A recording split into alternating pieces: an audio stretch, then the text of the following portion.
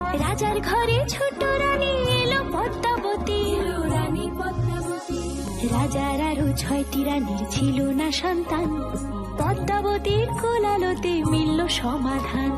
বছর যেতে জন্ম নিল 7 ছেলে 1 মেয়ে, হয় খুশির আকাশ হঠাৎ কালো মেঘে গেল ছেয়ে। হিংসেতে যায় জ্বলে পুড়ে বাকি 6টি রানী, যুক্তি করে ঘটায় ওরা 7 কুমারের হানি। সুযোগ মতো 7 ছেলেকে মাটিতে দেয় পুঁতে, বাঁচে একা পারুল, ওরা পায় না তাকে ছুতে। ধাইমা বাজায় সেই মেয়েকে বড় করে তোলে, 7 ভাইকে পায় যে পারুল 7টি চাপা ফুলে।